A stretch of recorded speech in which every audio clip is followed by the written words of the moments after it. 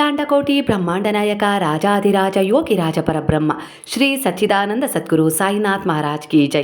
ಗುರುವಿನ ಪಾದಾರವಿಂದಗಳಿಗೆ ವಂದಿಸುತ್ತಾ ನಮಸ್ತೆ ಸ್ನೇಹಿತರೆ, ಹೇಗಿದ್ದೀರಾ? ಚೆನ್ನಾಗಿದ್ದೀರಾ? ನಾನು ಕೂಡ ಚೆನ್ನಾಗಿದ್ದೀನಿ ಸ್ನೇಹಿತರೆ. ಯಾರೆಲ್ಲ ಹುಟ್ಟುಹಬ್ಬವನ್ನು ಆಚರಿಸ್ಕೊಳ್ತಾ ಇದ್ರೋ, ಹಾಗೆ ಮದುವೆಯ ವಾರ್ಷಿಕೋತ್ಸವವನ್ನು ಆಚರಿಸ್ಕೊಳ್ತಾ ಇದ್ರೋ ಅವರೆಲ್ಲರಿಗೂ ಬಾಬಾರವರ ಅನುಗ್ರಹ ಸಂಪೂರ್ಣವಾಗಿ ಸಿಗಲಿ ಅಂತ ಹೇಳಿ ಪ್ರಾರ್ಥನೆಯನ್ನು ಮಾಡ್ತಾ, ನಮ್ಮೆಲ್ಲರ ಮೇಲೆ ಬಾಬಾರವರ ಅನುಗ್ರಹ, ಆಶೀರ್ವಾದ, ದಯಾಪೂರಿತ ದೃಷ್ಟಿ ಇದೆ. ಖಂಡಿತವಾಗಿಯೂ ನಾವು ಅಂದ್ಕೊಂಡಿರೋ ಜೀವನವನ್ನು ನಾವು ಪಡೆದುಕೊಳ್ತೀವಿ ಸ್ನೇಹಿತರೆ. ಅದೇ ದೃಢವಾದ ವಿಶ್ವಾಸದೊಂದಿಗೆ ಈ ವಿಡಿಯೋನ ಶುರು ಮಾಡ್ತಾ ಇದ್ದೀನಿ. ಯಾಕಂದರೆ ಸ್ನೇಹಿತರೆ, ನಾವು ಬಾಬಾರವರನ್ನು ನಂಬಿ ನಡೀತಾ ಇದ್ದೀವಿ ಅಂದರೆ ನಮಗೆ ಮೊದಲನೇದಾಗಿ ಹಂತ ಹಂತವಾಗಿ ಮಾರ್ಗದರ್ಶನ ಸಿಗುತ್ತೆ. ಅದಕ್ಕೆ ತಕ್ಕ ಹಾಗೆ ನಮ್ಮ ಜೀವನದಲ್ಲಿ ಕೆಲವು ಏರಿಳಿತಗಳಾಗಲಿಕ್ಕೆ ಶುರುವಾಗ್ತವೆ. ಅದಕ್ಕೆ ತಕ್ಕ ಹಾಗೆ ಕೆಲವು ಪಾಠಗಳನ್ನು ನಾವು ಕಲೀಲಿಕ್ಕೆ ಶುರು ಮಾಡ್ತೀವಿ. ಅದಕ್ಕೆ ತಕ್ಕ ಹಾಗೆ ನಮ್ಮ ಜೀವನದಲ್ಲಿ, ನಮ್ಮ ವ್ಯಕ್ತಿತ್ವದಲ್ಲಿ ಒಂದು ಜವಾಬ್ದಾರಿಯನ್ನು ಹೊಂದುತ್ತೀವಿ. ಆ ಜವಾಬ್ದಾರಿ ನಮಗೆ ಸರಿ ತಪ್ಪುಗಳ ಅರಿವನ್ನು ಮೂಡಿಸುತ್ತೆ. ಆ ಸರಿ ತಪ್ಪುಗಳ ಅರಿವಿದೆಯಲ್ಲ, ಅದು ನಮ್ಮ ಜೀವನ, ನಮ್ಮ ಭವಿಷ್ಯವನ್ನು ಒಳ್ಳೆಯ ರೀತಿಯಲ್ಲಿ ರೂಪಿಸಿಕೊಡುತ್ತೆ ಸ್ನೇಹಿತರೆ. ಇದೆಲ್ಲ ನಮ್ಮ ಜೀವನದಲ್ಲಿ ಆಗಬೇಕು ಅಂದರೆ ಒಬ್ಬ ಗುರುವಿನ ಅನುಗ್ರಹ, ಆಶೀರ್ವಾದ, ಕರುಣೆ, ದಯೆ, ಪ್ರೇಮಪೂರಿತ ದೃಷ್ಟಿ ನಮ್ಮ ಮೇಲೆ ಬಿದ್ದಾಗಲೇ ಇದು ಸಾಧ್ಯ ಆಗುತ್ತೆ ಅಲ್ವಾ ಸ್ನೇಹಿತರೆ. ಎಷ್ಟೋ ಜನ ಅವರವರ ಅನುಭವದ ಪವಾಡಗಳನ್ನು ಹೇಳ್ತಾನೆ ಇರ್ತಾರಲ್ವಾ. ಬಾಬಾರವರ ಅನುಗ್ರಹ, ಆಶೀರ್ವಾದನೇ ಅಂತದ್ದು ಸ್ನೇಹಿತರೆ. ನಂಬಿದವರ ಬಾಳಲ್ಲಿ ಬೆಳಕು ಖಂಡಿತವಾಗಿ ಮೂಡಿಸ್ತಾರೆ ಆ ಸಾಯಿ ಸ್ನೇಹಿತರೆ. ಆ ರೀತಿ ನಂಬಿಕೆಯಿಂದ ಅವರ ಪಾದಗಳಲ್ಲಿ ಶರಣಾಗಬೇಕು. ಒಂದು ದಿನದ ಶ್ರಮ ಪಟ್ಟರೆ ಮಾರನೇ ದಿನ ನಮಗೆ ಫಲ ಸಿಗೋದಿಲ್ಲ ಸ್ನೇಹಿತರೆ. ಇವತ್ತು ಬೀಜ ಬಿತ್ತಿದ್ದೀವಿ ಅಂದರೆ ಅದು ಮರವಾದ ಮೇಲೆ ತಾನೇ ನಮಗೆ ಫಲ ಸಿಗುತ್ತೆ. ಅದರಲ್ಲಿ ಒಂದು ಮಾವಿನ ಹಣ್ಣಾಗಿರ್ಬೋದು, ಇಲ್ಲ ಯಾವುದೋ ನಾವು ಬಿತ್ತಿದ ಬೀಜಕ್ಕೆ ತಕ್ಕ ಹಾಗೆ ಒಂದು ಫಲ ಸಿಗುತ್ತೆ ಅಲ್ವಾ. ಇವತ್ತು ಬೀಜ ಬಿತ್ತಿ ನಾಳೆನೇ ಫಲ ಬೇಕು ಅಂದರೆ ಅದು ಸಿಗುತ್ತಾ? ಇಲ್ಲ ತಾನೇ. ದಿನನಿತ್ಯ ನಾವೇನು ಮಾಡ್ತೀವಿ, ಬೀಜ ಹಾಕಿದ್ದೀವಿ ಅಂದರೆ ಅದರ ಪಾಲನೆ ಪೋಷಣೆನೂ ಮಾಡ್ತೀವಿ. ಮೊಳಕೆ ಯಾವಾಗ ಬರುತ್ತೆ ಅಂತ ಕಾಯ್ತಾ, ಅದಕ್ಕೆ ನೀರನ್ನು ಹಾಕ್ತಾ, ಹಂತ ಹಂತವಾಗಿ ಗೊಬ್ಬರವನ್ನು ಹಾಕ್ತಾ, ಅದಕ್ಕೆ ಯಾರೂ ಕೂಡ ಹಾನಿ ಮಾಡಬಾರ್ದು ಅಂತೇಳಿ ಅದನ್ನು ರಕ್ಷಣೆ ಮಾಡ್ತಾ, ಈ ರೀತಿ ಎಲ್ಲ ಅದರ ಬಗ್ಗೆ ಜವಾಬ್ದಾರಿಯನ್ನು ತಗೊಂಡು ಅದನ್ನು ಪಾಲನೆ ಪೋಷಣೆ ಮಾಡ್ತೀವಿ. ಅದಕ್ಕೆ ತಕ್ಕ ಹಾಗೆ ಅದು ಪ್ರತಿಫಲವನ್ನು ಕೊಡುತ್ತೆ ಅಲ್ವಾ. ಅದೇ ರೀತಿ ಬಾಬಾರವರ ಶರಣದಲ್ಲಿ ನಾವು ಬಂದಿದ್ದೀವಿ ಅಂದರೆ ಒಂದೇ ದಿನಕ್ಕೆ ಫಲ ಸಿಗೋದಿಲ್ಲ ಸ್ನೇಹಿತರೆ. ಅದರಲ್ಲೂ ಅವರು ಗುರುವು ಅಲ್ವಾ. ಗುರುವಿನ ಹತ್ರ ನಮ್ಮ ಜೀವನದಲ್ಲಿ ನಾವು ಒಂದು ಪರಿಪೂರ್ಣತೆಯನ್ನು ಕಂಡುಕೊಳ್ಬೇಕು ಅಂದರೆ ಅದು ಒಂದು ದಿನಕ್ಕೆ ಸಾಧ್ಯವಾಗದ ಮಾತು ಸ್ನೇಹಿತರೆ. ಅವರ ಪಾದಗಳಲ್ಲಿ ನಾವು ಶರಣಾಗಿದ್ವಿ ಅಂದರೆ ಮೊದಲು ದೃಢ ವಿಶ್ವಾಸ ಬೇಕು. ಆ ದೃಢ ವಿಶ್ವಾಸಕ್ಕೆ ತಕ್ಕ ಹಾಗೆ ನಮ್ಮ ಜೀವನದಲ್ಲಿ ಮೊದಲು ಪರೀಕ್ಷೆಗಳು ಎದುರಾಗ್ತವೆ. ಎಲ್ಲ ಪರೀಕ್ಷೆಗಳನ್ನು ಎದುರಿಸಿ, ಎಲ್ಲ ಸವಾಲುಗಳನ್ನು, ಬರುವ ಸಮಸ್ಯೆಗಳ ಜೊತೆಗೆ, ಕಷ್ಟ ದುಃಖಗಳ ಜೊತೆಗೆ ಬರುವ ಸವಾಲುಗಳನ್ನು ಎದುರಿಸ್ತಾ ಗುರುವಿನಲ್ಲಿ ದೃಢವಾದ ವಿಶ್ವಾಸ ಇಟ್ಟು, ನನ್ನ ಸಾಯಿ ನನ್ನ ಜೊತೆಗಿದ್ದಾರೆ, ಎಲ್ಲ ಸಮಸ್ಯೆಗಳನ್ನು ಬಗೆಹರಿಸಿ ಕೊಟ್ಟೇ ಕೊಡ್ತಾರೆ ಎನ್ನುವ ದೃಢ ವಿಶ್ವಾಸದೊಂದಿಗೆ ನಾವು ಶರಣಾದಾಗ ಅದಕ್ಕೆ ತಕ್ಕ ಹಾಗೆ ನಮ್ಮ ಜೀವನದಲ್ಲಿ ಪರಿವರ್ತನೆಗಳಾಗ್ತವೆ ಸ್ನೇಹಿತರೆ. ಇಷ್ಟೆಲ್ಲ ವಿಚಾರಗಳನ್ನು ನಾನು ಯಾಕೆ ಹೇಳ್ತೀನಿ ಅಂದರೆ, ದಿನನಿತ್ಯ ಒಬ್ಬರಲ್ಲ ಒಬ್ಬರು ಅವರ ಜೀವನದಲ್ಲಿ ಬಾಬಾರವರನ್ನು ನಂಬಿ ನಡಿಲಿಕ್ಕೆ ಶುರು ಮಾಡಿದ ಮೇಲೆ ಅದಕ್ಕೆ ತಕ್ಕ ಹಾಗೆ ಪರಿವರ್ತನೆಗಳಾಗಿರೋದನ್ನು ತಿಳಿಸ್ತಾರೆ. ಹಾಗೆ ನಾವು ಪರಿವರ್ತನೆ ಆದಮೇಲೆ, ನಮ್ಮ ಜೀವನದಲ್ಲಿ ಪವಾಡಗಳನ್ನು ಕಂಡ ಮೇಲೆ ನಾವು ಕೂಡ ಯಾರಿಗಾದರೂ ಮಕ್ಕಳಾಗಿಲ್ಲ, ಇಲ್ಲ ಏನಾದರೂ ಸಮಸ್ಯೆ ಇದೆ ಅಂದರೆ ನೀವು ಬಾಬಾರವರನ್ನು ನಂಬಿ ನಡೀರಿ, ಖಂಡಿತವಾಗಿ ಒಳ್ಳೆಯದಾಗತ್ತೆ ಅಂತ ಹೇಳಿದಾಗ ಕೆಲವರು ಹೇಳ್ತಾರಂತೆ, ಅಯ್ಯೋ ನಾನು ಮಾಡದೇ ಇರೋ ಪೂಜೆ ಇಲ್ಲ, ಬೇಕಾದಷ್ಟು ಪ್ರಯತ್ನ ಮಾಡಿಬಿಟ್ಬಿಟ್ಟಿದ್ದೀನಿ, ಯಾವುದಕ್ಕೂ ಫಲ ಸಿಕ್ಕಿಲ್ಲ ಅಂತಾರಂತೆ ಸ್ನೇಹಿತರೆ. ಇದರ ಅರ್ಥ ಏನು ಗೊತ್ತಾ? ಅವರ ಮನಸ್ಸಿನಲ್ಲೇ ನ್ಯೂನ್ಯತೆ ಇದೆ, ಅವ್ರ ಬಗ್ಗೆ ಅವರಿಗೆ ವಿಶ್ವಾಸ ಇಲ್ಲ. ವಿಶ್ವಾಸ ಇಲ್ಲದ ಜಾಗದಲ್ಲಿ ಯಾವುದೇ ಕಾರಣಕ್ಕೂ ಫಲ ಸಿಗೋದು ಅಷ್ಟು ಸುಲಭದ ಮಾತಲ್ಲ ಸ್ನೇಹಿತರೆ. ನಾವು ಹಿಂದಿನಿಂದಲೂ ಒಂದು ಕತೆ ಓದ್ತಾ ಇದ್ವಿ, ಒಂದು ಪುರಾಣಗಳನ್ನು ಓದ್ತಾ ಇದ್ದೀವಿ, ಹಾಗೆ ಕೆಲವು ಹಳೆ ಕಾಲದ ಚಲನಚಿತ್ರಗಳನ್ನು ನೋಡ್ತಾ ಇದ್ದೀವಿ ಅಂದರೆ ಅದರಲ್ಲೆಲ್ಲ ಭಗವಂತನ ಸಾಕ್ಷಾತ್ಕಾರ ಒಂದೇ ದಿನಕ್ಕೆ ಸಿಕ್ಕಿದೆಯಾ? ಎಲ್ಲಾದರೂ ನೋಡಿದಿರಾ? ಇಲ್ಲ ತಾನೇ. ಹಂತ ಹಂತವಾಗಿ ಆ ಭಕ್ತನ ಪರೀಕ್ಷೆ ನಡೆಯುತ್ತೆ ಅಲ್ವಾ. ಗುರುವು ತನ್ನ ಭಕ್ತರನ್ನು ಆಯ್ಕೆ ಮಾಡ್ಕೊಳ್ಳೋದೇ ಹೀಗೆ. ಯಾಕಂದರೆ ಅವರು ಒಂದು ಸಾರಿ ತನ್ನ ಭಕ್ತರನ್ನು ಆಯ್ಕೆ ಮಾಡಿಕೊಂಡ್ರು ಅಂದರೆ ಅವರ ಕೊರಳಲ್ಲಿ ಮುತ್ತಿನ ಹಾರದ ಥರ ಪೋಣಿಸ್ಕೊಂಡು ಹಾಕೊಳ್ತಾರಂತೆ ಸ್ನೇಹಿತರೆ. ಹಾಗಾಗಿ ಅದರ ಆಯ್ಕೆಯು ಕೂಡ ಅಷ್ಟೇ ವಿಶಿಷ್ಟತೆಯಿಂದ ಕೂಡಿರುತ್ತೆ ಅಲ್ವಾ. ಸಂತೆಗೆ ಹೋಗಿ 20 ರೂಪಾಯಿ ಕೆಜಿ ಬದನೆಕಾಯಿ, ಇಲ್ಲ ಒಂದೊಂದು ಸಾರಿ 10 ರೂಪಾಯಿ ಕೆಜಿ ಬದನೆಕಾಯಿ ಆಗಿರ್ಬೋದು, ಇಲ್ಲ 40 ರೂಪಾಯಿ ಕೆಜಿ ಟೊಮೊಟೊ ಆಗಿರ್ಬೋದು. ಇದನ್ನು ತಗೊಳ್ಬೇಕಾದ್ರೆ ನಾವು ಎಷ್ಟು ಚೆನ್ನಾಗಿ ಆರಿಸಿ ತಗೊಳ್ತೀವಲ್ವ. ಅಂಥದ್ರಲ್ಲಿ ನಮ್ಮನ್ನು ಪರಿಪೂರ್ಣಗೊಳಿಸಬೇಕು, ನಾವು ಇಚ್ಛಿಸಿದ್ದೆಲ್ಲವನ್ನು ಕೊಡಬೇಕು ಅಂದರೆ ಆ ಗುರುವು ನಮ್ಮನ್ನು ಯಾವ ರೀತಿ ಆಯ್ಕೆ ಮಾಡ್ಕೊಳ್ಬೇಕು ಯೋಚನೆ ಮಾಡಿರಿ. ನಾನು ಎಷ್ಟೋ ಸರಿ ಹೇಳಿದ್ದೀನಿ, ಹಿಂದೆ ಬಾಬಾರವರನ್ನು ಒಂದು ಪ್ರಶ್ನೆ ಕೇಳಿದಾಗ, ಬಾಬಾ ನಿಮ್ಮ ಬಳಿ ಇಷ್ಟು ಸಹಸ್ರಾರು ಭಕ್ತರು ಬರ್ತಾರಲ್ಲ, ಒಂದಲ್ಲ ಒಂದು ಸಮಸ್ಯೆಯನ್ನು ಹೊತ್ತು ದಿನನಿತ್ಯ ಬರ್ತಾರೆ, ಅವ್ರು ಎಲ್ಲರಿಗೂ ಫಲ ಸಿಗುತ್ತಾ ಅಂತ ಹೇಳಿ ಕೇಳಿದಾಗ ಬಾಬಾರವರು ಹೇಳ್ತಾರಂತೆ, ಮಗು ಅಲ್ಲಿ ನೋಡು, ಒಂದು ಮಾವಿನ ಮರ ಇದೆ. ಆ ಮಾವಿನ ಮರದಲ್ಲಿ ಈಗ ತಾನೇ ಚಿಗುರು ಬಿಡ್ತಾ ಇದೆ. ಆ ಚಿಗುರು ಹೂವಾಗತ್ತೆ. ಹೂವು ಸಣ್ಣ ಸಣ್ಣ ಕಾಯಿಗಳಾಗ್ತವೆ, ಸಣ್ಣ ಸಣ್ಣ ಈಚುಗಳು ಕಾಯಿಗಳಾಗ್ತವೆ, ಆ ಕಾಯಿಗಳು ಮಾಗಿ ಹಣ್ಣುಗಳಾಗ್ತವೆ, ಹಣ್ಣುಗಳಾದ ನಂತರ ತಿನ್ನಲು ಯೋಗ್ಯವಾಗ್ತವೆ. ಹಾಗಾದರೆ ಆ ಮರದಲ್ಲಿ ಬಿಟ್ಟಿರುವ ಪ್ರತಿಯೊಂದು ಹೂವು ಹಣ್ಣಾಗಲಿಕ್ಕೆ ಸಾಧ್ಯನಾ? ಇಲ್ಲ ತಾನೆ. ಯಾವ ಹೂವು ಮಳೆಯೇ ಬರಲಿ, ಗಾಳಿಯೇ ಬೀಸಲಿ, ಏನೇ ಆಗಲಿ, ಪ್ರಕೃತಿಯ ವೈಪರೀತ್ಯ ಏನೇ ಆಗಲಿ, ನಾನು ಕಾಯಾಗಿ ಹಣ್ಣಾಗೇ ಆಗ್ತೀನಿ ಅನ್ನೋ ದೃಢ ವಿಶ್ವಾಸದಿಂದ ಆ ಮರದಲ್ಲಿ ಇರುತ್ತೋ ಅದು ಮಾತ್ರ ಹಣ್ಣಾಗ್ಲಿಕ್ಕೆ ಸಾಧ್ಯ. ಮರ ಅಂದಮೇಲೆ ಹೂವು ಈಚುಗಳು ಆಗೋದು ಸಹಜ. ಗಾಳಿಗೆ, ಮಳೆಗೆ, ಬಿಸಿಲಿಗೆ, ಜನರ ಕಲ್ಲೇಟಿನ ಹೊಡೆತಕ್ಕೆ ಕೆಲವು ಉದುರೋದು ಸಹಜನೇ. ಅವು ದೃಢ ವಿಶ್ವಾಸದಿಂದ ನಾನು ಏನಾದರೂ ಆಗಿ ಹಣ್ಣಾಗೇ ಆಗ್ತೀನಿ ಅನ್ನೋ ವಿಶ್ವಾಸದಿಂದ ನಿಲ್ತವೋ ಅವುಗಳ ಮಾತ್ರ ಹಣ್ಣಾಗ್ತವೆ. ನನಗೂ ಇಷ್ಟ ಬಾಬಾರವರ ಹೇಳೋ ಮಾತಿದು. ಮರದಲ್ಲಿರುವ ಎಲ್ಲ ಹೂಗಳು ಈಚುಗಳಾಗಬೇಕು, ಈಚುಗಳು ಕಾಯಿಗಳಾಗಬೇಕು, ಕಾಯಿಗಳು ಫಲಗಳಾಗಬೇಕು ಅನ್ನೋ ಆಸೆ ನನಗೂ ಇದೆ. ಆದರೆ ಅದು ಸಾಧ್ಯ ಇಲ್ಲ. ಯಾಕಂದರೆ ಅವರವರ ಕರ್ಮ, ಅವರವರ ಯೋಗ್ಯತೆ, ಅವರವರ ಯೋಗ, ಅವರವರ ಆಲೋಚನೆ, ಅವರವರ ಮನಸ್ಥಿತಿಗೆ ತಕ್ಕ ಹಾಗೆ ಫಲಗಳು ಸಿಗ್ತಾ ಹೋಗ್ತವೆ ಅಂತ ಹೇಳಿ ಬಾಬಾರವರು ಹೇಳಿದ್ರು ಸ್ನೇಹಿತರೆ. ಅದೇ ರೀತಿ ಬಾಬಾರವರನ್ನ ನಂಬಿ ಅವರ ಪಾದಗಳಲ್ಲಿ ಶರಣಾದ ತಕ್ಷಣವೇ ಫಲ ಸಿಗೋಲ್ಲ. ಫಲ ಸಿಗಬೇಕು ಅಂದರೆ ಅಷ್ಟೇ ಶುದ್ಧವಾದ ಕರ್ಮಗಳು ನಮ್ಮಲ್ಲಿ ಇರಬೇಕು, ಅಷ್ಟೇ ಯೋಗ್ಯತೆ, ಒಂದು ಯೋಗ ಕೂಡ ನಾವು ಸಂಪಾದನೆ ಮಾಡಿಕೊಂಡು ಬಂದಿರಬೇಕು. ಆಗ ಇವತ್ತು ಕೇಳಿದರೆ ಮಾರನೇ ದಿನನೇ ಫಲ ಸಿಗುತ್ತೆ. ಅಷ್ಟು ಯೋಗ್ಯರಾಗಲಿಕ್ಕೆ ಸಾಧ್ಯನೇ ಇಲ್ಲ. ಯಾಕಂದರೆ ಮನುಷ್ಯ ಅಂದಮೇಲೆ ಒಂದಲ್ಲ ಒಂದು ರೀತಿಯ ತಪ್ಪುಗಳನ್ನು, ತಪ್ಪಾದ ಆಲೋಚನೆಗಳನ್ನು ಮಾಡಿಯೇ ಮಾಡಿರ್ತಾನೆ ಸ್ನೇಹಿತರೆ. ಹಾಗಾಗಿ ಯಾರೂ ಇಲ್ಲಿ ಪರಿಪೂರ್ಣರಂತ ಏನಿಲ್ಲ ಸ್ನೇಹಿತರೆ. ಹಾಗಾಗಿ ನಾವು ಬಾಬಾರವರ ಪಾದಗಳಿಗೆ ಶರಣಾಗಿದ್ದೀವಿ ಅಂದರೆ ಮೊದಲು ಕ್ಷಮೆಯನ್ನು ಯಾಚಿಸಬೇಕಾಗತ್ತೆ, ಪಶ್ಚಾತ್ತಾಪ ಪಡಬೇಕಾಗತ್ತೆ. ಅದಕ್ಕೆ ತಕ್ಕ ಹಾಗೆ ನಮ್ಮ ಪ್ರಾರ್ಥನೆ ಇರಬೇಕು. ಅದು ಯಾವ ರೀತಿ ಇರಬೇಕು? ವಿಶ್ವಾಸ ತುಂಬಿದ ಪ್ರಾರ್ಥನೆ ಆಗಿರಬೇಕು, ದೃಢ ವಿಶ್ವಾಸದ ಪ್ರಾರ್ಥನೆ ಆಗಿರಬೇಕು. ಬಾಬಾ, ಏನೇ ಆಗಲಿ ನಾನು ನಿನ್ನ ಪಾದಗಳನ್ನು ಬಿಟ್ಟು ಸರಿಯೋದಿಲ್ಲ. ನನ್ನ ಜೀವನದಲ್ಲಿ ಎಷ್ಟೇ ಕಷ್ಟಗಳು ಬರಲಿ, ಎಷ್ಟೇ ಸವಾಲುಗಳನ್ನು ಎದುರಿಸುವ ಸ್ಥಿತಿಗಳು ಬರಲಿ, ಯಾರು ಎಷ್ಟೇ ನೋವು ಕೊಡಲಿ, ನಾನು ನಿನ್ನ ಪಾದಗಳನ್ನು ಬಿಟ್ಟು ಕೊಂಚವೂ ಸರಿಯೋದಿಲ್ಲ. ನನಗೆ ನಂಬಿಕೆ ಇದೆ, ನಿನ್ನ ಪಾದಗಳಲ್ಲೇ ನಾನು ಶರಣಾಗಿದ್ದೀನಿ ಅಂದಮೇಲೆ ಖಂಡಿತವಾಗಿಯೂ ನನ್ನ ಜೀವನದಲ್ಲಿರುವ ಎಲ್ಲ ಸಮಸ್ಯೆಗಳಿಗೆ ಪರಿಹಾರ ನೀವೇ ಆಗಿ ನನ್ನ ಬದುಕಿನ, ನನ್ನ ಭವಿಷ್ಯದ ಮೇಲೆ ಬೆಳಕನ್ನು ಚೆಲ್ತೀರಾ ಅನ್ನುವ ದೃಢ ವಿಶ್ವಾಸದೊಂದಿಗೆ ನಾನು ನಿಮ್ಮ ಪಾದಗಳಲ್ಲಿ ಶರಣಾಗಿದ್ದೇನೆ ಅನ್ನುವ ದೃಢ ವಿಶ್ವಾಸದಿಂದ ಯಾರು ನಿಲ್ತಾರೋ ಅವರಿಗೆ ಪರಿವರ್ತನೆ ಸಿಗಲಿಕ್ಕೆ ಶುರುವಾಗುತ್ತೆ. ಹಂತವಾಗಿ ಬಾಬಾ ನಾನು ನಿನ್ನ ಜೊತೆಗಿದ್ದೀನಿ ಅನ್ನುವ ಭರವಸೆಯನ್ನು ಮೂಡಿಸ್ತಾ ಇದ್ದಾರೆ. ಮೊದಲನೇದಾಗಿ ನಾವು ಬಾಬಾರವರನ್ನು ನಂಬಿ ನಡೀತಾ ಇದ್ದೀವಿ ಅಂದರೆ ನಾವು ಏನೋ ಒಂದು ತಪ್ಪು ಕೆಲಸವನ್ನು ಮಾಡ್ತಾ ಇದ್ವಿ, ತಪ್ಪಾದ ಉದ್ದೇಶವನ್ನ ಮನಸ್ಸಲ್ಲಿ ಮೂಡಿಸ್ಕೊಂಡಿದೀವಿ ಅಂದ್ರೆ ತಕ್ಷಣ ನಮಗೆ ಬಾಬಾ ಕಾಣಿಸ್ತಾರೆ. ಆಗ ನಾವೇನ್ ಅನ್ಕೊಳ್ತೀವಿ, ಯೋಚೆ ನಾನು ಎಂತ ಆಲೋಚನೆ ಮಾಡ್ಬಿಟ್ಟೆ, ಬಾಬಾನ ಭಕ್ತನಾಗಿದ್ದು ಈ ರೀತಿ ಕೆಟ್ಟ ಆಲೋಚನೆ ನನ್ನ ಮನಸ್ಸಲ್ಲಿ ಸುಳಿದು ಹೋಗ್ಬಿಡ್ತಲ್ಲ, ಛೇ ನಾನು ಮಾಡಿದ ತಪ್ಪು ಅಂತೇಳಿ ಹಿಂದೆ ಸರಿತೀವಲ್ವಾ. ಅಲ್ಲಿ ಏನ್ ಸಿಕ್ತು ನಮಗೆ? ಆ ಕ್ಷಣ ಗುರುವಿನ ಶಿಕ್ಷಣ ಸಿಕ್ತು ಅಲ್ವಾ. ಹಂತ ಹಂತವಾಗಿ ನಾನು ನಿನ್ನ ಜೊತೆಗಿದ್ದೀನಿ, ನಿನ್ನನ್ನ ನಾನು ಮಾರ್ಗದರ್ಶನ ಮಾಡ್ತಾ ಇದ್ದೀನಿ, ನನ್ನ ಕಣ್ಣು ತಪ್ಪಿಸಿ ನೀನು ತಪ್ಪು ಮಾಡಲಾರೆ, ತಪ್ಪು ಮಾಡಲು ಸಾಧ್ಯವಿಲ್ಲ ಅನ್ನುವ ಸೂಚನೆಯನ್ನ ಬಾಬಾ ಈ ರೀತಿಯಾಗಿ ಕೊಡ್ತಾರೆ ಸ್ನೇಹಿತರೆ. ಅದೇ ನಾವು ಯಾವುದೋ ಒಂದು ಸಮಸ್ಯೆಯ ಸುಳಿಯಲ್ಲಿ ಸಿಲುಕಿದೀವಿ, ಆ ಜಾಗಕ್ಕೆ ಹೋಗ್ಲಿಕ್ಕೆ ಹೆದರ್ತಾ ಇದ್ದೀವಿ, ಅಲ್ಲಿ ಏನ್ ನಡೆಯುತ್ತೋ, ಏನಾಗುತ್ತೋ, ನಮ್ಮನ್ನು ಏನ್ ಮಾಡ್ಬಿಡ್ತಾರೋ ಅನ್ನುವ ಭಯದಲ್ಲಿದ್ದೀವಿ. ಅಂತಹ ಸಂದರ್ಭದಲ್ಲೂ ಕೂಡ ಬಾಬಾ ಕಾಣಿಸ್ತಾರೆ. ಅವಾಗ ಏನನ್ಸುತ್ತೆ, ಅಯ್ಯೋ ನನ್ನ ಬಾಬಾ ನನ್ನ ಜೊತೆಗಿದ್ದಾರೆ, ನಾನು ಯಾಕೆ ಹೆದರಬೇಕು, ನನ್ನ ಬಾಬಾ ನನ್ನ ಜೊತೆಗಿದ್ದಾರೆ, ಅವರೇ ಎಲ್ಲ ಸರಿಪಡಿಸ್ತಾರೆ ಅನ್ನುವ ಒಂದು ಆತ್ಮವಿಶ್ವಾಸದಿಂದ, ಧೈರ್ಯದಿಂದ ಮುಂದೆ ಹೋಗ್ತೀವಿ ಅಲ್ವಾ ಸ್ನೇಹಿತರೆ. ಏನಂತ ಸೂಚನೆ ಕೊಡ್ತಾ ಇದ್ದಾರೆ ಬಾಬಾ? ನಾನು ನಿನ್ನ ಭರವಸೆ ಆಗಿದ್ದೀನಿ, ನಾನಿರ್ಬೇಕಾದ್ರೆ ಯಾಕೆ ಚಿಂತೆ ಮಾಡ್ತಾ ಇದೀಯಾ, ನನ್ನ ಚಿಂತನೆ ಮಾಡ್ತಾ ಮುಂದೆ ಸಾಗು, ಎಲ್ಲ ರೀತಿಯಲ್ಲಿ ಪರಿಪೂರ್ಣವಾಗಿ ನಿನಗೆ ನನ್ನ ರಕ್ಷಣೆ, ಸಹಾಯ ಸಿಗುತ್ತೆ ಎನ್ನುವ ಭರವಸೆ ಕೊಡ್ತಾ ಇದ್ದಾರೆ ಅಲ್ವಾ. ಎಲ್ಲ ಯಾಕೆ ಹೇಳ್ತಾ ಇದ್ದೀನಿ ಅಂದ್ರೆ ಸ್ನೇಹಿತರೆ, ಇವತ್ತೂ ಕೂಡ ನನಗೆ ಒಬ್ರು ಅವರ ಜೀವನದಲ್ಲಿ ನಡೆದ ಅದ್ಭುತವಾದ ಪವಾಡವನ್ನ ಹೇಳಿದ್ರು. ಮಗಳ ಮದುವೆ ಇದೆ, ಕೈಯಲ್ಲಿ ಬಿಡಿಗಾಸು ಇಲ್ಲ. ನನಗೆ ಫೋನ್ ಮಾಡಿದ್ರು, ಒಂದು 8-10 ತಿಂಗಳ ಹಿಂದೆ ಆಗಿರ್ಬೋದು. ಫೋನ್ ಮಾಡಿದ್ರು, ಅಮ್ಮ ಮಗಳ ಮದುವೆ ಹಮ್ಕೊಂಡ್ಬಿಟ್ಟಿದೀವಿ, ನೋಡಿದ್ರೆ ನಮ್ಮ ಕೈಯಲ್ಲಿ ಬಿಡಿಗಾಸು ಇಲ್ಲ, ಯಾರನ್ನ ಕೇಳಿದ್ರು ಸಹಾಯನೇ ಹುಡ್ತಾ ಇಲ್ಲ, ಮಾಡಬೇಕು ಅಂತ ಗೊತ್ತಾಗ್ತಾ ಇಲ್ಲ ಅಂತ ಹೇಳಿ ಅವರು ಅಳ್ತಾ ಅಳ್ತಾ ಫೋನ್ ಮಾಡಿದಾಗ ನಾನು ಹೇಳಿದೆ, ನೀವು ಬಾಬಾರವರನ್ನ ನಂಬಿದ್ದೀರಾ ಅಂದರೆ ಖಂಡಿತವಾಗಿಯೂ ಅವರೇ ಒಂದು ದಾರಿಯನ್ನು ತೋರಿಸ್ತಾರೆ. ವಿಶ್ವಾಸದೊಂದಿಗೆ ನಿಮ್ಮ ಪ್ರಯತ್ನವನ್ನು ನೀವು ಪ್ರಾಮಾಣಿಕವಾಗಿ ಮಾಡ್ರಿ, ಬಾಬಾ ಇದ್ದಾರಲ್ಲ ಎಲ್ಲ ನೋಡ್ಕೊಳ್ತಾರೆ ಅಂದೆ. ಅದೇ ಪ್ರಕಾರ ಆಫೀಸಲ್ಲಿ ಲೋನ್ ಕೊಡೋದೇ ಇಲ್ಲ ಅಂದ್ರಂತೆ. ಪ್ರಕಾರ ಇವರು ಸಹಾಯ ಕೇಳಿದವರೆಲ್ಲ ಸಹಾಯ ಮಾಡೋದಿಲ್ಲ ಅಂದ್ರಂತೆ. ಯಾಗಿ ಗಂಡ ಹೆಂಡತಿ ಹೋಗಿ ಬಾಬಾರವರ ಎದುರಿಗೆ, ಬಾಬಾರವರ ದೇವಸ್ಥಾನದಲ್ಲಿ 1/4 ಗಂಟೆ ಅಳ್ತಾ ಕೂತಾಗ, ಬಾಬಾ ಏನ್ ಮಾಡೋದು, ಎಲ್ಲಾ ರೀತಿಲೂ ನಮ್ಮ ಕೈಲಾದಷ್ಟು ತಯಾರಿಯನ್ನ ಮಾಡ್ಕೊಂಡ್ಬಿಟ್ಟಿದೀವಿ ಬಾಬಾ, ಈಗ ಏನ್ ಮಾಡ್ಬೇಕು ಅಂತಾನೆ ದಾರಿ ಕಾಣಿಸ್ತಾ ಇಲ್ಲ, ಮದ್ವೆ ನಿಲ್ಬೇಕಾ ಬಾಬಾ, ಅದು ನಿಮಗೆ ಇಷ್ಟ ಇದೆಯಾ ಬಾಬಾ, ಹಾಗಾದ್ರೆ ಅದೇ ಆಗ್ಲಿ ಬಾಬಾ, ನಿಮ್ಮ ಇಚ್ಛೆ ಇದ್ದ ಹಾಗೆ ಆಗ್ಲಿ ಅಂತೇಳಿ ಬಾಬಾರವರ ಪಾದಗಳಲ್ಲಿ ಶರಣಾಗ್ಬಿಟ್ರಂತೆ. ಆ ಸಮಯದಲ್ಲಿ ಇದ್ದಕ್ಕಿದ್ದ ಹಾಗೆ ಒಂದು ಫೋನ್ ಬರುತ್ತಂತೆ, ಆಫೀಸಲ್ಲಿ ಲೋನ್ ಕೊಡಲ್ಲ ಅಂದಿದ್ರಲ್ಲ, ಆಫೀಸಲ್ಲಿ ನಿಮಗೆ ಲೋನ್ ಯಾಕೆ ಕೊಡಲ್ಲ, ನಾನು ಕೊಡಿಸ್ತೀನಿ ಬನ್ರಿ ಅಂತ ಹೇಳಿ ಒಬ್ರು ಕರೆದು ಸಪೋರ್ಟ್ ಮಾಡಿ ಅವರಿಗೆ 10 ಲಕ್ಷ ರೂಪಾಯಿ ಲೋನ್ ಮಾಡಿಸ್ಕೊಟ್ರಂತೆ.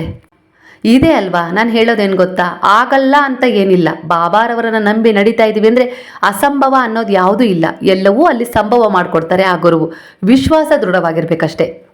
ಅದೇ ರೀತಿಯಾಗಿ ಮಗಳ ಎಂಗೇಜ್ಮೆಂಟಿಗೆ ಡೆಕೋರೇಷನ್ ಮಾಡಬೇಕು. ಆ ಸಮಯದಲ್ಲಿ ಅವರ ಮನೆಯಲ್ಲಿ ಬಾಬಾರವರ ಫೋಟೋ ಇದೆ.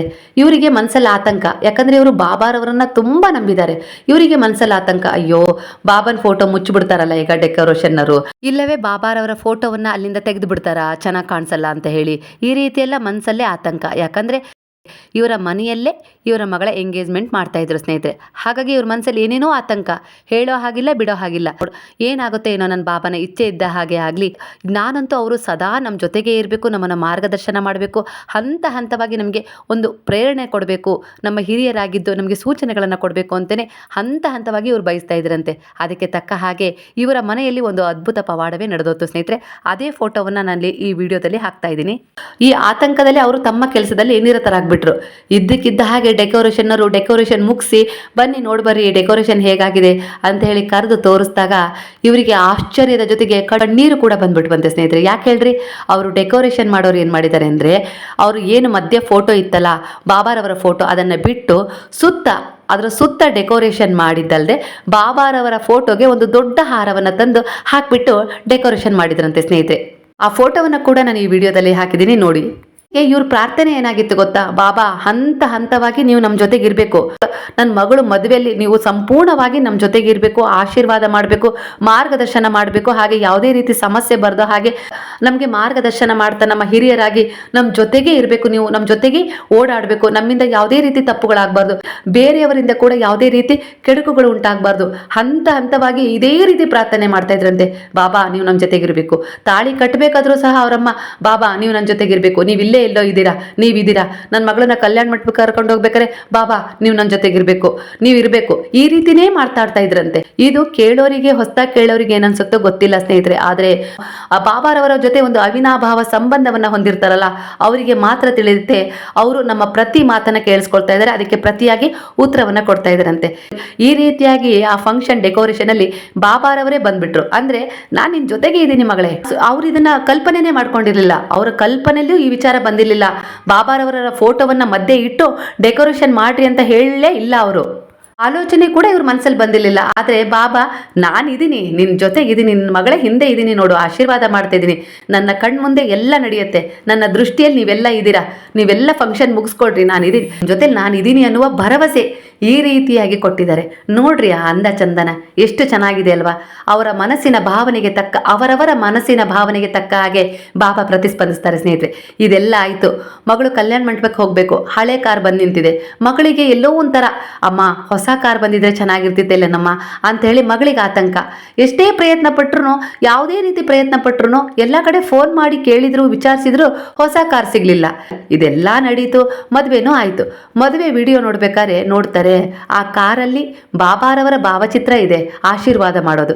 ಅದನ್ನು ನೋಡಿ ಇವರು ನಿಬ್ಬೆರಗಾಗಿ ಹೋಗ್ಬಿಟ್ರಂತೆ. ಅಂದರೆ ನೀವೇ ಬರಬೇಕು ಬಾಬಾ, ಕಲ್ಯಾಣ ಮಂಟಪಕ್ಕೆ ನೀವೇ ನನ್ನ ಮಗಳನ್ನ ಕರ್ಕೊಂಡು ಹೋಗಕ್ಕೆ ಬರಬೇಕು. ಆ ಕಾರ್ ಮೂಲಕ ಬಂದ್ಬಿಟ್ಟಿದ್ದಾರೆ. ಇವರು ಕಾರ್ ಹಳೇದು ಅಂತ ನೋಡ್ತಾ ಇದ್ದಾರೆ, ಅದರಲ್ಲಿ ಬಾಬಾ ಇದ್ದಾರೆ ಅಂತೇಳಿ ಇವ್ರ ಕಣ್ಣಿಗೆ ಕಾಣಿಸೇ ಇಲ್ಲ. ಆದರೆ ಬೇರೆ ಕಾರ್ ಬೇಕು ಅಂತೇಳಿ ಇವರು ಎಷ್ಟೇ ಪ್ರಯತ್ನ ಪಟ್ಟರು ಕಾರ್ ಸಿಗಲಿಲ್ಲ ಇವರಿಗೆ. ಅದೇ ಕಾರಲ್ಲಿ ಹೋದರು. ಅಲ್ಲಿಗೆ ಬಾಬಾರವರೇ ಸ್ವಯಂ ಅದರಲ್ಲಿ ಇವರನ್ನ ಕರ್ಕೊಂಡು ಹೋಗಿ ಕಲ್ಯಾಣ ಮಂಟಪಕ್ಕೆ ಬಿಟ್ಟರು. ಅವ್ರಿಗೆ ಈ ವಿಚಾರ ಅವರಿಗೆ ತದನಂತರ ಗೊತ್ತಾಯಿತು. ಅದಕ್ಕೆ ಹೇಳೋದು ಸ್ನೇಹಿತರೆ, ನಮ್ಮ ಜೀವನದಲ್ಲಿ ಕೆಲವೊಂದು ಸಾರಿ ಏನಾಗುತ್ತೆ ಅಂದರೆ, ನಾವು ಇಷ್ಟಪಟ್ಟಿದ್ದಾಗಿಲ್ಲ ಅಂತೇಳಿ ನಾವು ತುಂಬ ಬೇಜಾರು ಮಾಡ್ಕೊಂಡ್ಬಿಡ್ತೀವಿ. ಆದರೆ ನಮಗೆ ಮುಂದೊಂದು ದಿನ ಗೊತ್ತಾಗುತ್ತೆ, ನಾವು ಇಷ್ಟಪಟ್ಟಿದ್ದಕ್ಕಿಂತ ಹೆಚ್ಚಿನ ಬಹುಪಾಲು ವಿಶೇಷವಾದದ್ದನ್ನೇ ಬಾಬಾ ನಮಗೆ ಕೊಟ್ಟಿದ್ದಾರೆ ಅಂತ ಹೇಳಿ. ಅದೇ ಗುರುವು ಸ್ನೇಹಿತರೆ. ನಮ್ಮ ಜೀವನದಲ್ಲಿ ನಾವು ಎರಡು ದಾರಿಯ ಆಯ್ಕೆಯನ್ನು ಮಾಡ್ಕೊಂಡಿರ್ತೀವಿ. ಒಂದು ದಾರಿಯಲ್ಲಿ ನಮಗೆ ಹೋಗೋಕ್ಕೆ ತುಂಬ ಇಷ್ಟ ಇರುತ್ತೆ, ಆ ಕೆಲಸ ಇಷ್ಟ ಇರುತ್ತೆ, ಇಲ್ಲ ಆ ವ್ಯಕ್ತಿ ಇಷ್ಟ ಇರುತ್ತೆ, ಇಲ್ಲ ಅಂದರೆ ಆ ಜೀವನ ಶೈಲಿ ಇಷ್ಟ ಇರುತ್ತೆ. ಆದರೆ ಒಂದೊಂದ್ಸರಿ ಏನಾಗುತ್ತೆ, ಅದ್ರಲ್ಲಿ ನಮ್ಗೆ ಹೋಗಕ್ಕೆ ಆಗೋದೇ ಇಲ್ಲ. ಅನಿವಾರ್ಯವಾಗಿ ನಾವು ಇನ್ನೊಂದು ದಾರಿಯಲ್ಲಿ ಹೋಗ್ತೀವಿ. ಆವಾಗ ನಾವು ಅನ್ಕೊಳ್ತೀವಿ, ಬಾಬಾ ನಿಮ್ಮನ್ನು ಎಷ್ಟು ನಂಬಿದ್ದೆ ಬಾಬಾ, ಆ ದಾರಿಯಲ್ಲಿ ಕರ್ಕೊಂಡು ಹೋಗ್ತೀರಾ ಅಂತೇಳಿ. ಆದರೆ ನೀವು ನನ್ನ ದಾರಿಯನ್ನೇ ಬದಲಾಯಿಸ್ಬಿಟ್ರಿ, ನನ್ನ ನಿರೀಕ್ಷೆ ಮಾಡದ ದಾರಿಯಲ್ಲಿ ನನ್ನನ್ನು ಕರ್ಕೊಂಡು ಹೋಗ್ತಾ ಇದ್ದೀರಿ ಅಂತೇಳಿ ನಾವು ಅಳುಕ್ತಾನೆ ಆ ದಾರಿಯಲ್ಲಿ ನಮ್ಮ ಪಯಣವನ್ನು ಶುರು ಮಾಡ್ತೀವಿ. ಅನಿವಾರ್ಯನೂ ಆಗ್ಬಿಡತ್ತೆ. ಒಂದ್ ಕಡೆ ಏನಾಗ್ಬಿಡತ್ತೆ, ಇರ್ಲಿ ಬಿಡು, ನನ್ನ ಜೀವನದಲ್ಲಿ ಬಾಬಾ ಏನ್ ದಾರಿ ತೋರಿಸ್ತಾರೋ ಅದೇ ನನಗೆ ಒಳ್ಳೇದಾಗಿರುತ್ತೆ ಅನ್ನುವ ಅದೇ ನನಗೆ ಒಳ್ಳೆಯದಾಗಿರುತ್ತೆ ಅನ್ನುವ ಸಮರ್ಪಣಾ ಭಾವದಿಂದ ಹೋಗ್ತಾ ಇರ್ತೀವಿ.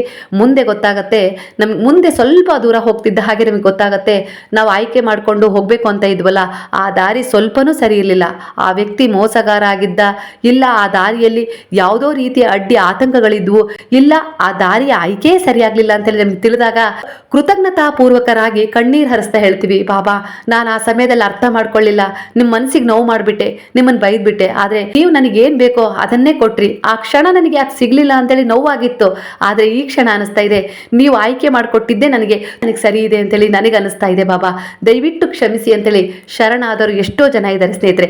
ಅದರಲ್ಲಿ ನಾನೂ ಒಬ್ಳು ಇಲ್ಲ ಅಂತ ಹೇಳ್ಕೊಳ್ಳೋದಿಲ್ಲ.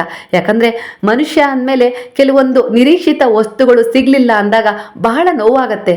ಆದರೆ ನಾವು ಗುರುವಿನ ಪಾದಗಳಲ್ಲಿ ಶರಣಾದಾಗ ಅದು ನಮಗೆ ಸಿಗೋದಿಲ್ಲ ಸ್ನೇಹಿತರೆ. ಯಾಕೊತ್ತಾ, ಯಾಕೆ ಅಂದರೆ ಅವರು ನಮಗೆ ಏನು ಬೇಕು, ಯಾವುದು ಒಳಿತು, ಯಾವುದನ್ನು ಕೊಟ್ಟರೆ ಅವಳು ಭವಿಷ್ಯ ಚೆನ್ನಾಗಿರುತ್ತೆ ಎಲ್ಲವನ್ನ ನೋಡಿ ಕೊಡ್ತಾರೆ. ಯಾಕಂದ್ರೆ ಮುಂದೆ ಏನಾಗುತ್ತೆ ಅಂತೇಳಿ ನಮಗೆ ಕಾಣಿಸ್ತಾ ಇರಲ್ಲ, ಆದರೆ ಬಾಬಾರವರಿಗೆ ಕಾಣಿಸ್ತಾ ಇರತ್ತಲ್ಲ. ಹಾಗಾಗಿ ಈ ಕ್ಷಣ ನಮಗೆ ನೋವು ಆದರೂ ಮುಂದಿನ ಕ್ಷಣ ನಮ್ಮ ಜೀವನದಲ್ಲಿ ನಾವು ಸುರಕ್ಷಿತವಾಗಿರ್ತೀವಿ, ಅಂತಹ ಜೀವನವನ್ನು ಕೊಡ್ತಾರೆ ಸ್ನೇಹಿತರೆ. ಹಾಗಾಗಿ ನಾವು ಯಾವುದೇ ಕಾರಣಕ್ಕೂ ಬಾಬಾರವರ ಮೇಲೆ ನಂಬಿಕೆ ಇಟ್ಟು ನಡೀತಾ ಇದ್ದೀವಿ ಅಂದರೆ ಯಾವುದೇ ಕಾರಣಕ್ಕೂ ವಿಶ್ವಾಸ ಕಳ್ಕೊಬಾರ್ದು. ಅದೇ ರೀತಿ ಇವ್ರ ಜೀವನದಲ್ಲಿ ಇಷ್ಟೆಲ್ಲ ಪವಾಡ ಆಗಿದೆ ಸ್ನೇಹಿತರೆ. ಮತ್ತು ಫೋನ್ ಮಾಡಿದವರು ನಿಮ್ಮ ಹತ್ರ ಎಷ್ಟೋ ಸರಿ ಹೇಳ್ಕೊಳ್ಬೇಕು ಅಂತೇಳಿ ಪದೇ ಪದೇ ಫೋನ್ ಮಾಡಿದೆ, ನೀವು ಬ್ಯುಸಿ ಇದ್ರಿ ಅಂತ ಕಾಣಿಸುತ್ತೆ, ಫೋನ್ ರಿಸೀವ್ ಮಾಡಲಿಲ್ಲ. ಹಾಗಾಗಿ ಇವತ್ತು ಬಾಬಾನ ಹತ್ರ ಪ್ರಾರ್ಥನೆ ಮಾಡಿಕೊಂಡು ನಾನು ಈ ವಿಚಾರವೆಲ್ಲವನ್ನ ಅವ್ರ ಹತ್ರ ಹೇಳಬೇಕು ಬಾಬಾ, ಹಾಗಾಗಿ ಫೋನ್ ರಿಸೀವ್ ಮಾಡೋ ಹಾಗೆ ಮಾಡಿ ಅಂತ ಹೇಳಿ ನಾನು ಫೋನ್ ಮಾಡಿದೆ. ನೀವು ಒಂದೇ ಸರಿಗೆ ಫೋನ್ ರಿಸೀವ್ ಮಾಡಿ ಮಾತಾಡಿದ್ದೀರಾ, ನನಗೆ ತುಂಬ ಖುಷಿ ಆಯಿತು. ನಾನು ಯಾವಾಗ ನಿಮ್ಮ ಹತ್ರ ಹೇಳ್ಕೊಳ್ತೀನೋ ಅಂತ ಹೇಳಿ ಅನ್ನಿಸ್ತಾ ಇತ್ತು. ಇದೇ ಸಮಯದಲ್ಲಿ ನನ್ನ ಮಗನ ಜೀವನದಲ್ಲೂ ಕೂಡ ಒಂದು ತಿರುವು ಸಿಕ್ತು. ಅವನಿಗೂ ಕೂಡ ಅದೇ ಸಮಯದಲ್ಲಿ ಕಾಲೇಜಲ್ಲಿ ಸೀಟ್ ಸಿಕ್ತಂತೆ, ಚೆನ್ನಾಗಿ ಓದ್ತಾನಂತೆ. ಅದಕ್ಕೆ ತಕ್ಕ ಹಾಗೆ ಪ್ರತಿಫಲವೆಂಬಂತೆ ಮೊದಲನೇ ವರ್ಷದಲ್ಲೇ ಒಂದು ಕಂಪ್ನಿಗೆ ಆಯ್ಕೆಯಾಗಿ ಕೆಲಸ ಮಾಡ್ತಾ ಮಾಡ್ತಾನೆ ತನ್ನ ಓದನ್ನ ಮುಂದುವರಿಸ್ತಾ ಇದ್ದಾನಂತೆ ಸ್ನೇಹಿತರೆ. ಅಲ್ಲಿಗೆ ತಿಳ್ಕೊಳ್ರಿ, ಆ ಸಮಯದಲ್ಲಿ ಮಗನಿಗೆ ಈ ಕಡೆಯಿಂದ ಹಣ ಒದಗಿಸ್ಬೇಕು, ಈ ಕಡೆಯಿಂದ ಮಗಳು ಮದುವೆ ಮಾಡಬೇಕು, ಇಂತಹ ಸಮಯ ಬಂದ್ಬಿಡ್ತು. ಅಂತಹ ಸಮಯದಲ್ಲಿ ಮತ್ತೆ ಆ ಬ್ಯಾಂಕ್ನವ್ರ ಹತ್ರ ವಿಚಾರಿಸಿದಾಗ ಅವರು ಸರಿ ನಿಮ್ಮ ಮಗನ ಓದಿಗೂ ದುಡ್ಡು ಕೊಡ್ತೀವಿ, ಮದುವೆಗೂ ದುಡ್ಡು ಕೊಡ್ತೀವಿ ಅಂತೇಳಿ 2 ಲೋನ್ ಮಾಡಿಕೊಟ್ರಂತೆ. ಅದಕ್ಕೆ ತಕ್ಕ ಹಾಗೆ ಅವರ ನಾದ್ನಿಯರು ಕೂಡ ಸ್ವಲ್ಪ ಸಹಾಯ ಮಾಡಿ ಮಗನ್ನ ಕಳಿಸು, ಇಂಥ ಅವಕಾಶವನ್ನ ಬಿಡಬೇಡ, ಅಬ್ಬ ಎಲ್ಲ ಒಳ್ಳೇದು ಮಾಡಿದ್ದಾರೆ ಅಂತ ಹೇಳಿ ಅವರು ಕೂಡ ಸಪೋರ್ಟ್ ಮಾಡಿ ಮಗನೂ ಕೂಡ ಬೇಡ ಅನ್ನಂತಮ್ಮ, ಈ ಮದುವೆ ಖರ್ಚಲ್ಲಿ ನಂದು ಖರ್ಚಾಗತ್ತಮ್ಮ, ಈ ವರ್ಷ ಆಗದಿದ್ರೆ ನಾನು ಮುಂದಿನ ವರ್ಷ ಎಕ್ಸಾಮ್ ಬರಿತೀನಿ ಬಿಡಮ್ಮ ಅಂತ ಅನ್ನಂತೆ. ಆದರೆ ಬಾಬಾರವರ ಇಚ್ಛೆಯೇ ಬೇರೆಯಾಗಿತ್ತು. ಯಾಕಂದ್ರೆ ಇವರು ಬಾಬಾರವರನ್ನ ಅಷ್ಟು ಪರಿಪೂರ್ಣವಾಗಿ ನಂಬಿದ್ರು. ಹಾಗಾಗಿ ಬಾಬಾ 2 ಕೆಲಸಗಳನ್ನ ಹೂವೆತ್ತುವ ರೀತಿಯಲ್ಲಿ ನಡೆಸ್ಕೊಟ್ರಂತೆ ಸ್ನೇಹಿತರೆ. ಅದಕ್ಕೆ ತಕ್ಕ ಹಾಗೆ ಮದುವೆ ಎಲ್ಲ ಆಯಿತು. ಮದುವೆ ಎಲ್ಲ ಆದಮೇಲೆ ಚಿಂತೆಗಳು ಇದ್ದೇ ಇರತ್ತಲ್ಲ, ಅಯ್ಯೋ ನಾವು ಇಷ್ಟು ಲೋನ್ ಮಾಡಿದ್ವಿ, ಹೇಗೆ ನಾವು ಸಾಲವನ್ನು ಕಟ್ಟಬೇಕು ಅಂತ ಹೇಳಿ ಈ ರೀತಿಯಾಗಿ ಅವ್ರು ಅನ್ಕೊಳ್ತಾ ಇರ್ಬೇಕಾದ್ರೆ ಬಾಬಾ ಅದಕ್ಕೂ ಒಂದು ಪರಿಹಾರ ಕೊಟ್ಟರು. ಹೇಗೆ ಅಂದರೆ ಇವ್ರ ಮಗ ತುಂಬ ಚೆನ್ನಾಗಿ ಓದ್ತಾನಂತೆ. ಅದಕ್ಕೆ ತಕ್ಕ ಹಾಗೆ ಕೆಲವು ಕಂಪ್ನಿಗಳು ಇಂಜಿನಿಯರ್ ಇರಬೇಕು ಅವನು, ಅದರ ಮೇಲೆ ಒಂದು ಎಕ್ಸಾಮ್ ಕಟ್ಟಿ ಓದಿದ್ನಂತೆ. ಅವರೇ ಸ್ವತಃ ಬಂದು ಕೆಲಸವನ್ನ ಕೊಟ್ಟು ಇಂಟರ್ನ್ಶಿಪ್ಪಲ್ಲೇ 30,000 ಸಂಬಳ ಬರೋ ಹಾಗೆ ಮಾಡಿ ಅದಕ್ಕೆ ತಕ್ಕ ಹಾಗೆ ನೀನು ಓದು, ಎಕ್ಸಾಮ್ ಬರಿ, ನಾವು ಮುಂದೆ ಆ ರಿಸಲ್ಟನ್ನು ಕೂಡ ತಗೊಳ್ತೀವಿ ಅಂತೇಳಿ ಅವನಿಗೆ ಸಪೋರ್ಟ್ ಮಾಡಿದ್ರಂತೆ ಸ್ನೇಹಿತರೆ. ಆ ಹುಡುಗ ಕೂಡ ಅನ್ಕೊಂಡಿರ್ಲಿಲ್ಲಂತೆ, ಅಮ್ಮ ಕೈ ತಪ್ಪು ಹೋಗುತ್ತಮ್ಮ, ಏನಾಗುತ್ತೋ ಗೊತ್ತಿಲ್ಲ, ನನಗೆ ಸಿಗ್ಲೇ ಇಲ್ಲಮ್ಮ, ಬೇರೆಯವರಿಗೆ ಸೀಟ್ ಸಿಕ್ಬಿಡ್ತಮ್ಮ, ಆಗ ನನಗೆ ಕೆಲಸ ಸಿಗ್ಲಿಲ್ಲಮ್ಮ ಅಂತೇಳಿ ಬೇಜಾರಾಗಿದ್ದಂತೆ. ಅವರಮ್ಮ ಹೇಳಿದ್ರಂತೆ, ಬಾಬಾ ಇದ್ದಾರೆ, ನಮಗೆ ಕೊಡ್ಲೇಬೇಕಂದ್ರೆ ಕೊಡ್ತಾರೆ, ಇಲ್ಲ ಅಂದ್ರೆ ಅದಕ್ಕಿಂತ ವಿಶೇಷವಾದದನ್ನ ಕೊಡ್ತಾರೆ ಅಂತೇಳಿ ಅವರಮ್ಮ ಭರವಸೆ ಕೊಟ್ರಂತೆ. ಅದೇ ಪ್ರಕಾರ 2 ದಿನಗಳ ನಂತರ ಅವರೇ ಫೋನ್ ಮಾಡಿ ಹೇಳಿದ್ರಂತೆ, ನೀವು ಆಯ್ಕೆ ಆಗಿದ್ದೀರಾ, ನೀವು ತುಂಬಾ ಚೆನ್ನಾಗಿ ಮಾರ್ಕ್ಸ್ ತೆಗೆದಿದ್ದೀರಾ, ತುಂಬಾ ಬುದ್ಧಿವಂತ ಯುವಕ ಅಂತ ಕೂಡ ಹೆಮ್ಮೆ ಪಟ್ರಂತೆ ಸ್ನೇಹಿತರೆ. ಇದೆ ಅಲ್ವಾ ಬಾಬಾರವರ ಅನುಗ್ರಹ, ಆಶೀರ್ವಾದ ಅಂದ್ರೆ. ಹಾಗೆ ಎಲ್ಲ ಮುಗಿಸಿದ್ರು. ಶಿರಡಿಗೆ ಹೋಗಬೇಕು ಅಂದ್ಕೊಂಡಾಗ ಇವರಿಗೆ ಒಂದು ದಿನ ಅಲ್ಲಿ ಸಮಾಧಾನವಾಗಿ ಉಳ್ಕೊಂಡು ಬಾಬಾರವರ ಇನ್ನೊಂದು ಆರತಿಯನ್ನು ನೋಡಿ ಬರಬೇಕು ಅಂತ ಹೇಳಿ ಇವ್ರಿಗೆ ಆಸೆ. ಆದರೆ ಜೊತೆಗೆ ಹೋದ ಸ್ನೇಹಿತರೆಲ್ಲ ಇವತ್ತೇ ಹೋಗಬೇಕು, ಮಾರನೇ ದಿನ ಬಂದುಬಿಡಬೇಕು ಅಂಥೇಳಿ ಬೇರೆಯವರ ಆಸೆ. ಆದರೆ ಇವ್ರ ಮನಸ್ಸಲ್ಲಿ ಬಾಬಾರವರ ಹತ್ರ ಪ್ರಾರ್ಥನೆಯನ್ನು ಮಾಡ್ಕೊಳ್ತಾನೆ ಇದ್ರಂತೆ, ಬಾಬಾ 1 ದಿನನಾದರೂ 2 ದಿನನಾದರೂ ನಿಮ್ಮ ಹತ್ರ ಇರಬೇಕು, ಪರಿಪೂರ್ಣವಾಗಿ ನಿಮ್ಮ ದರ್ಶನವನ್ನು ಮಾಡಬೇಕು ಅನ್ನೋ ಆಸೆ ನನಗಿದೆ ಬಾಬಾ. ಆದರೆ ಇವರೆಲ್ಲ ಹೋಗೋಣ ಹೋಗೋಣ ಅಂತಿದ್ದಾರೆ, ಏನು ಮಾಡೋದು ಅಂತ ಗೊತ್ತಾಗ್ತಾ ಇಲ್ಲ ಬಾಬಾ ಅಂತ ಹೇಳಿದರು. ಬಾಬಾನಲ್ಲಿ ಆ ವಿಚಾರವನ್ನು ಶರಣಾಗಿಸಿದ್ರು. ಶಿರಡಿಗೆ ಹೋದರು. ಎಲ್ಲರೂ ಹೋದರು, ದರ್ಶನ ಆಯಿತು, ಎಲ್ಲ ಆರಾಮಾಗಿ ಮುಗೀತು. ನಂತರ ಎಲ್ಲರೂ ಟಿಕೆಟ್ ಬುಕ್ ಮಾಡಿದ್ರು. ತನ್ನ ಭಕ್ತೆಯ ಮನದ ಇಚ್ಛೆಯನ್ನು ಬಾಬಾ ಅಲ್ಲಿ ಈಡೇರಿಸಿದ್ರು ಸ್ನೇಹಿತರೆ. ಶಿರಡಿಗೆ ಹೋಗೋದು ನಮ್ಮ ಇಚ್ಛೆ ಅಲ್ಲ, ಅಲ್ಲಿಂದ ಬರೋದು ಕೂಡ ನಮ್ಮ ಇಚ್ಛೆ ಅಲ್ಲವೇ ಅಲ್ಲ. ನಾನು ಸಚ್ಚರಿತ್ರೆಯಲ್ಲಿ ಇದನ್ನು ತುಂಬ ಸಾರಿ ನಿಮಗೆ ಹೇಳಿದ್ದೀನಿ. ಅಲ್ಲಿ ಬಾಬಾ ನಮ್ಮನ್ನು ಕರೆಸ್ಕೊಳ್ಬೇಕು, ಅಲ್ಲಿಗೆ ಬಾಬಾ ನಮ್ಮನ್ನು ಕರೆಸ್ಕೊಳ್ಬೇಕು ಅಂದರೆ ಗುಬ್ಬಿಯ ಕಾಲಿಗೆ ದಾರ ಕಟ್ಟಿ ಎಳೆಯುವಂತೆ ನಮ್ಮನ್ನು ಅಲ್ಲಿ ಕರೆಸ್ಕೊಳ್ತಾರೆ. ಇಲ್ಲ ಅಂದರೆ ನಾವು ಶಿರಡಿಗೆ ಹೋಗೋಕ್ಕಾಗೋದೇ ಇಲ್ಲ. ನಮ್ಮ ಹತ್ರ ಎಷ್ಟಾದರೂ ಹಣ ಇರಲಿ, ಏನಾದರೂ ಇರಲಿ, ಒಂದು ಫ್ಲೈಟ್ ಮಾಲೀಕನೇ ನಾವಾಗಿರಲಿ, ಆದರೂ ಹೋಗೋಕ್ಕಾಗೋದಿಲ್ಲ.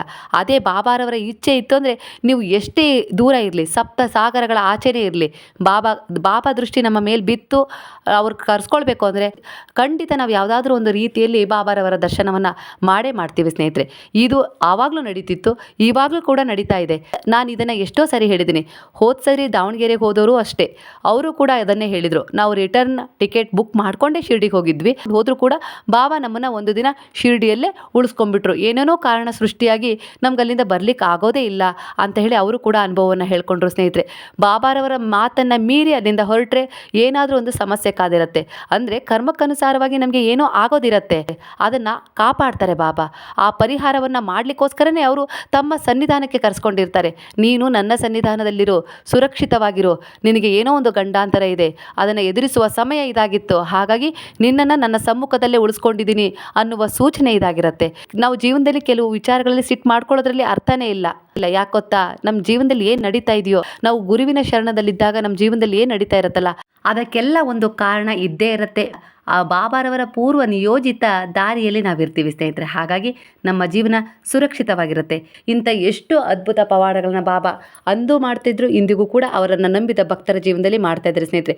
ಇವರು ಇವತ್ತು ಹೇಳಿರೋ ಪವಾಡಗಳು ಅದ್ಭುತ, ಇನ್ನೂ ತುಂಬ ಇದ್ದಾವೆ. ಅದರಲ್ಲಿ ನಾನು ಸಂಕ್ಷಿಪ್ತವಾಗಿ ಈ ರೀತಿಯಾಗಿ ಹೇಳುವ ಪ್ರಯತ್ನವನ್ನು ಮಾಡಿದ್ದೀನಿ. ಮಾಹಿತಿ ಇಷ್ಟವಾಗಿದೆ ಅಂತ ಹೇಳಿ ಅನ್ಕೊಳ್ತೀನಿ. ಇಷ್ಟವಾದರೆ ಸಾಯಿರಾಮ್ ಅಂತೇಳಿ ಕಮೆಂಟ್ ಮಾಡಿ. ಹಾಗಾದರೆ ಈಗೆಲ್ಲರೂ ಸೇರಿ ಹೇಳೋಣವಾ, ಹರೇ ರಾಮ ರಾಮ ರಾಮ ಹರೇ ಹರೇ, ಹರೇ ಕೃಷ್ಣ ಕೃಷ್ಣ ಕೃಷ್ಣ ಹರೇ ಹರೇ, ಹರೇ ಸಾಯಿ ಸಾಯಿ ಸಾಯಿ ಹರೇ ಹರೇ, ಹರೇ ಬಾಬಾ ಬಾಬಾ ಬಾಬಾ ಹರೇ ಹರೇ, ಹರೇ ದತ್ತ ದತ್ತ ಹರೇ ಹರೇ.